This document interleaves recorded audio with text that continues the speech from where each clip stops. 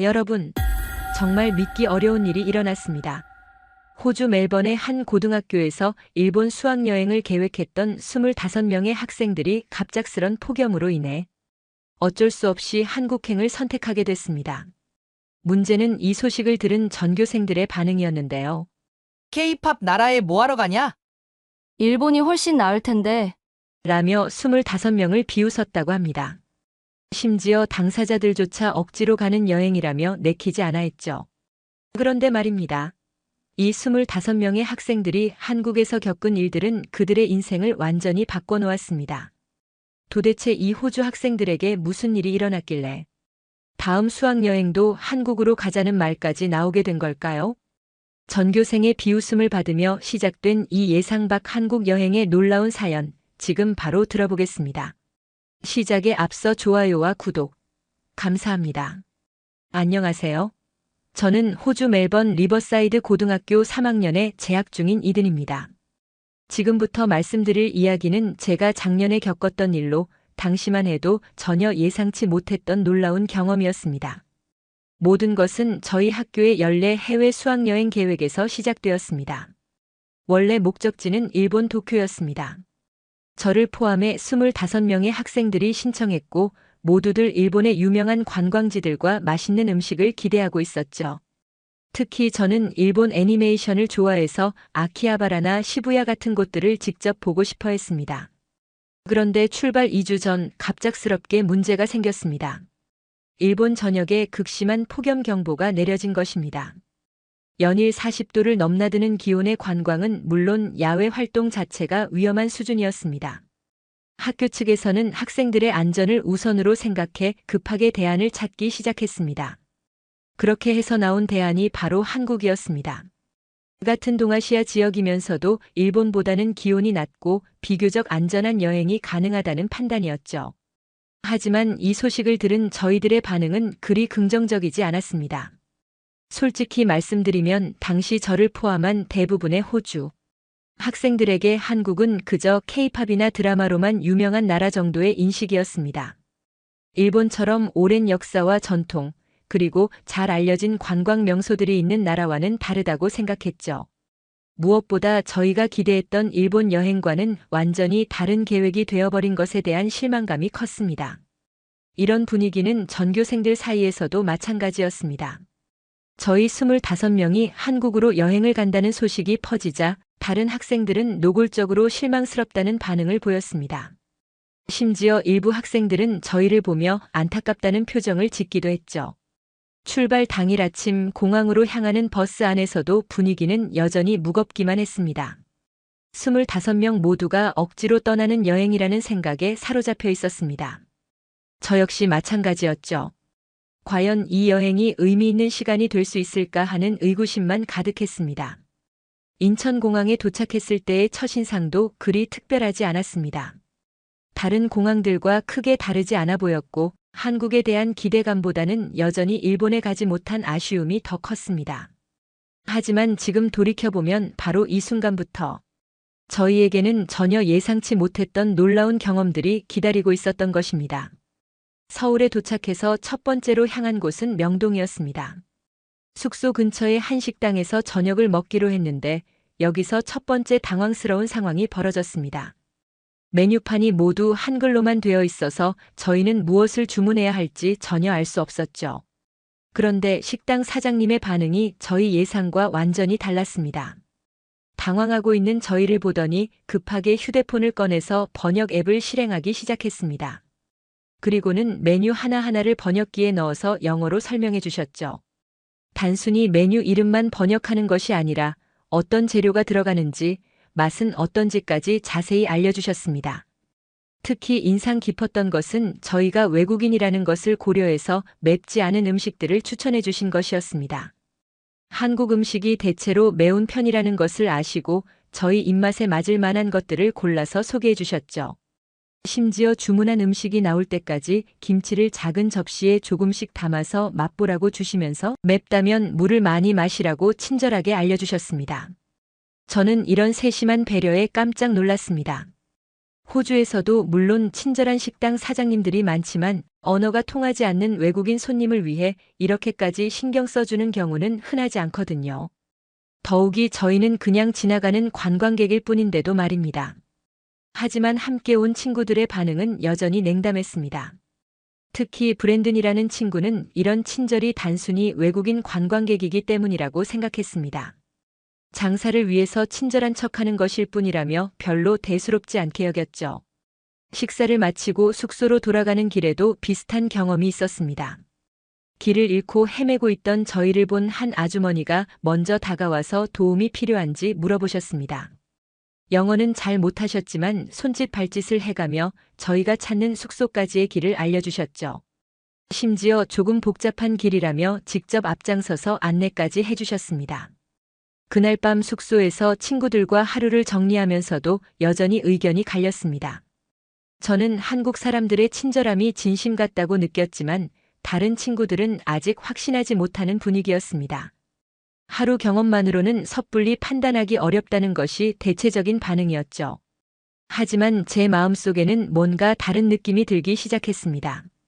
사람들의 표정이나 행동에서 느껴지는 진정성 같은 것이 있었거든요. 과연 앞으로의 여행에서는 어떤 일들이 기다리고 있을까 하는 기대감이 조금씩 생겨났습니다. 둘째 날 아침 저희는 서울의 대중교통을 이용해 보기로 했습니다. 지하철 2호선을 타고 시내 관광을 하는 계획이었죠.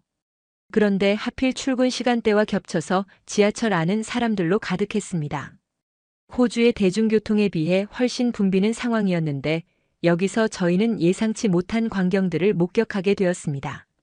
첫 번째로 놀란 것은 이렇게 많은 사람들이 빽빽하게 타고 있는데도 질서가 잘 지켜진다는 점이었습니다. 승강장에서부터 사람들이 줄을 서서 기다렸고 지하철이 도착하면 내리는 사람들을 먼저 기다린 후에 타는 모습이 인상적이었습니다. 누군가 밀치거나 새치기 하는 모습은 전혀 볼 수 없었죠. 더욱 놀라운 것은 지하철 안에서의 분위기였습니다. 이렇게 많은 사람들이 함께 있는데도 시끄럽지 않았습니다. 전화를 받는 사람들도 작은 목소리로 짧게 통화를 마쳤고 음악을 듣는 사람들도 이어폰을 제대로 착용해서 소리가 새어나오지 않도록 신경 쓰고 있었습니다. 그런데 정말 감동적인 순간은 따로 있었습니다. 한 정거장에서 임신부 한 분이 타셨는데 거의 동시에 여러 명의 사람들이 자리를 양보하려고 일어났습니다. 서로 눈치를 보며 누가 양보할지 결정하는 모습이 마치 무언의 예의 같았죠. 결국 임신부와 가장 가까운 자리에 앉아있던 젊은 직장인이 자리를 양보했는데 그 자연스러운 모습에 저는 깊은 인상을 받았습니다. 또 다른 인상 깊은 장면도 있었습니다. 지팡이를 짚고 계신 할아버지가 타시자 한 고등학생이 바로 자리에서 일어났습니다. 할아버지께서 괜찮다고 손사래를 치셨지만 그 학생은 이미 다른 곳으로 이동해서 할아버지가 앉을 수밖에 없게 만들었죠. 그리고는 아무 일도 없었다는 듯이 다시 자신의 휴대폰을 보기 시작했습니다. 저는 멜번에서도 물론 이런 장면들을 본 적이 있지만 이렇게 자연스럽고 당연하게 여겨지는 분위기는 처음이었습니다. 마치 특별한 일이 아닌 일상적인 일처럼 느껴졌거든요. 지하철에서 내린 후 함께 온 친구들과 이야기를 나누었는데 모두들 비슷한 느낌을 받았다고 했습니다. 특히 평소 개인주의 문화에 익숙했던 저희에게는 이런 배려 문화가 신선한 충격으로 다가왔죠. 이때부터 저희는 한국과 한국 사람들에 대해 조금씩 다른 시각을 가지기 시작했습니다. 단순히 관광지나 음식만 보는 것이 아니라 사람들의 생활 모습과 문화를 관찰하게 된 것이죠.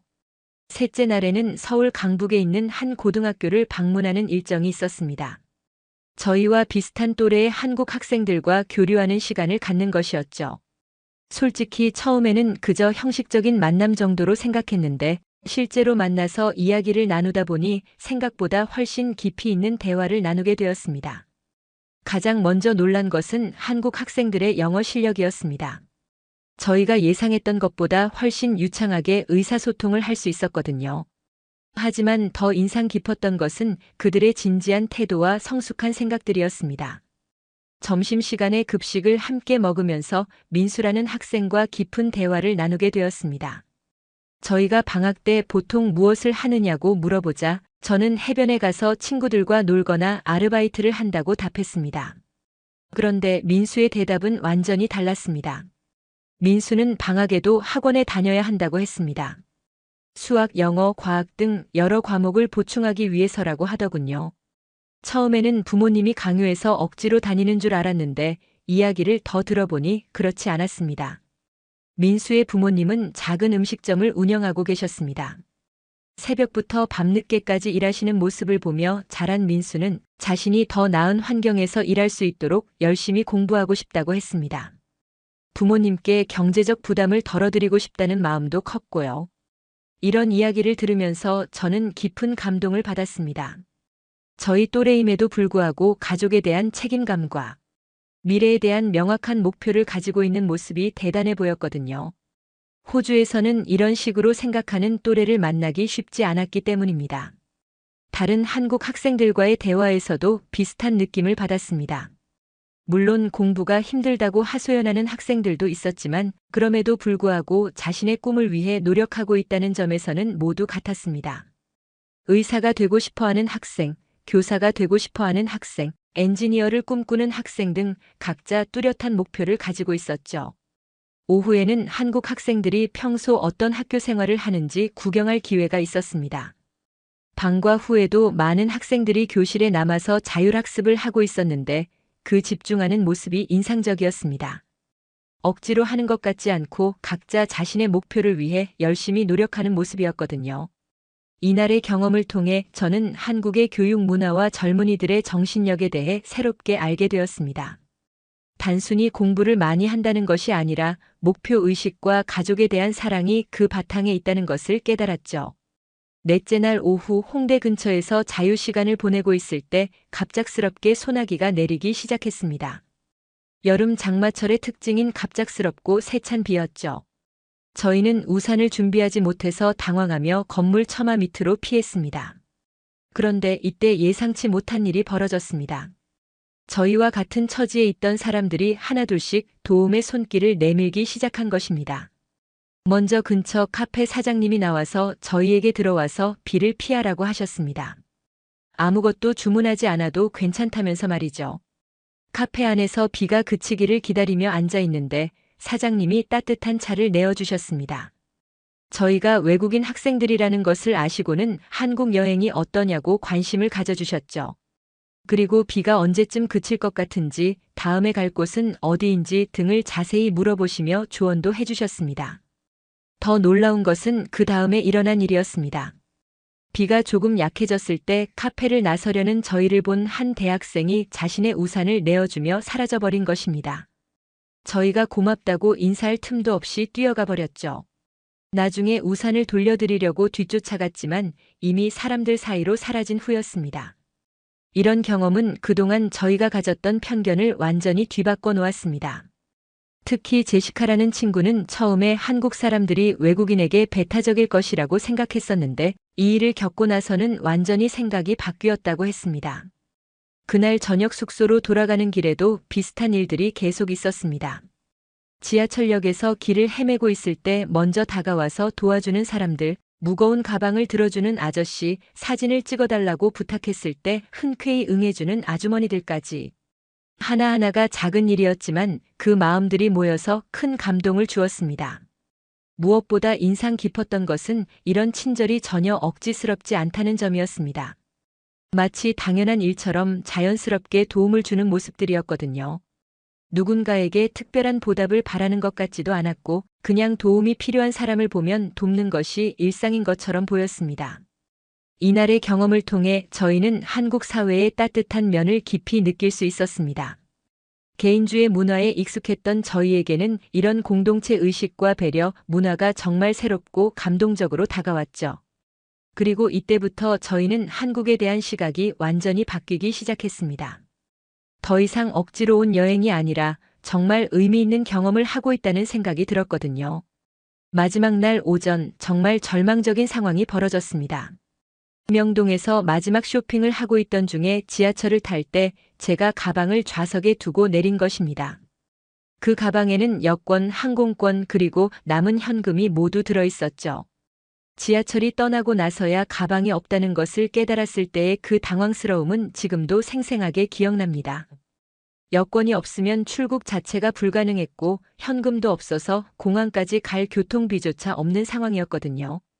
급하게 지하철 유실물센터에 신고를 했지만 솔직히 기대는 하지 않았습니다. 호주에서도 대중교통에서 물건을 잃어버리면 찾기 어려운 경우가 많거든요. 특히 현금이 들어있는 가방이라면 더욱 그렇죠. 인솔 선생님도 심각한 표정으로 최악의 경우 호주 영사관에 연락해서 임시 여행 증명서를 발급받아야 할지도 모른다고 하셨습니다. 그렇게 되면 다른 친구들보다 며칠 늦게 귀국해야 할 수도 있는 상황이었죠. 그날 밤은 정말 잠을 이룰 수 없었습니다.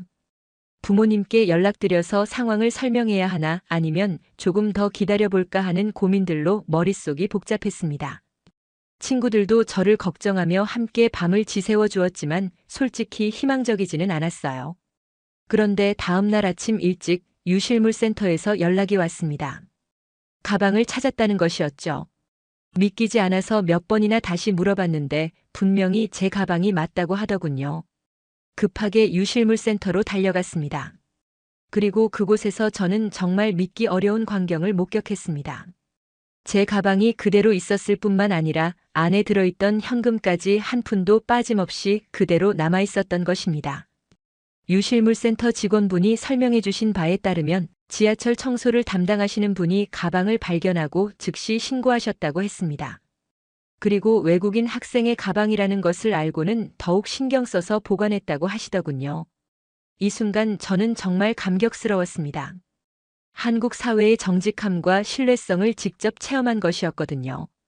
호주에서도 물론 정직한 사람들이 많지만 이렇게 현금까지 그대로 돌려받을 수 있을 거라고는 상상도 못했었습니다.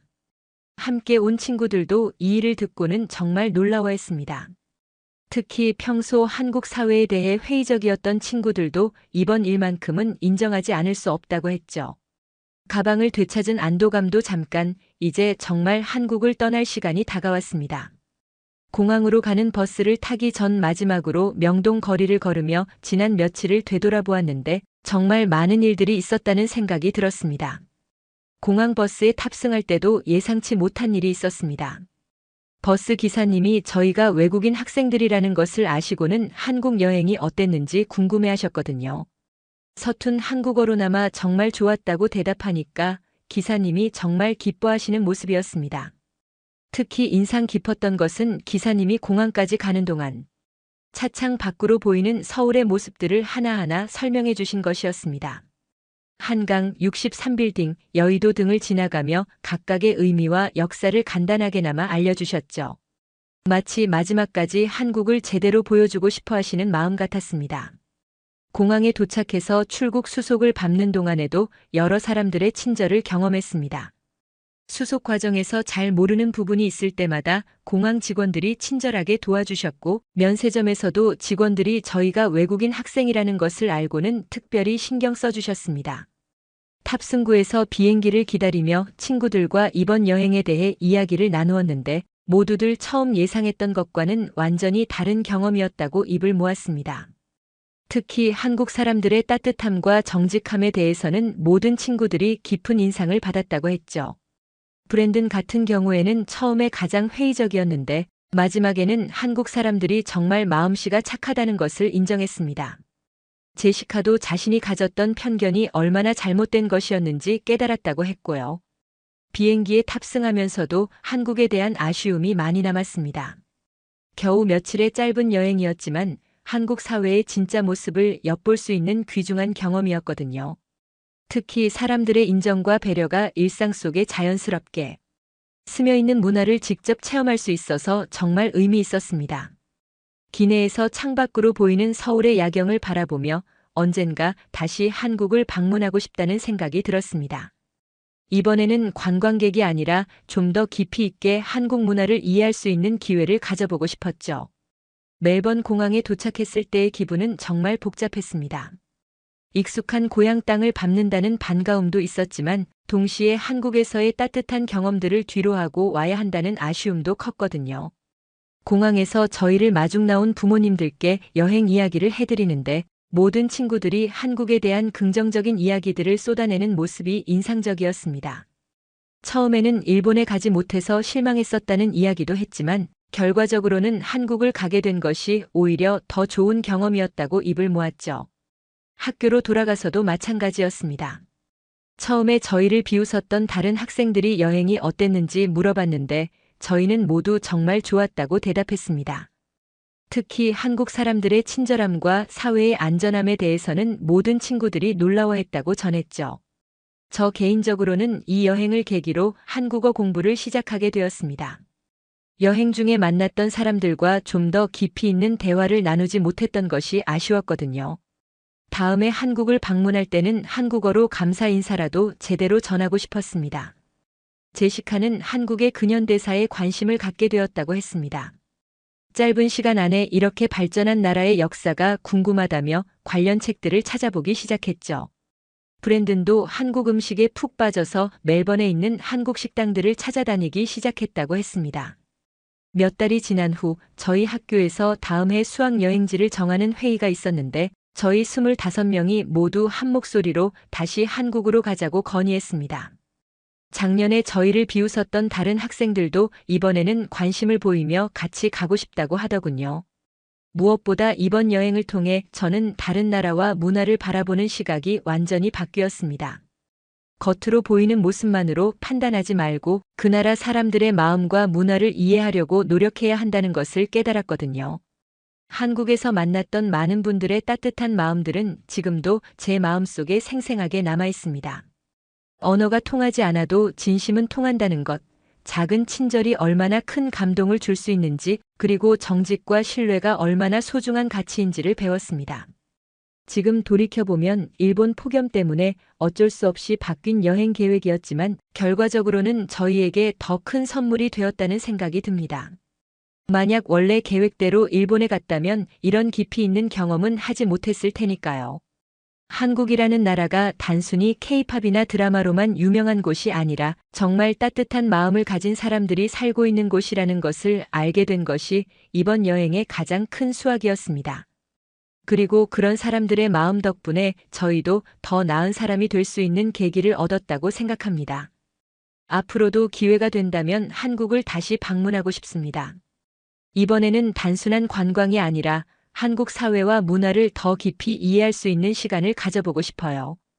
그리고 여행 중에 저희에게 친절을 베풀어 주신 많은 분들께 제대로 된 감사 인사를 전하고 싶습니다.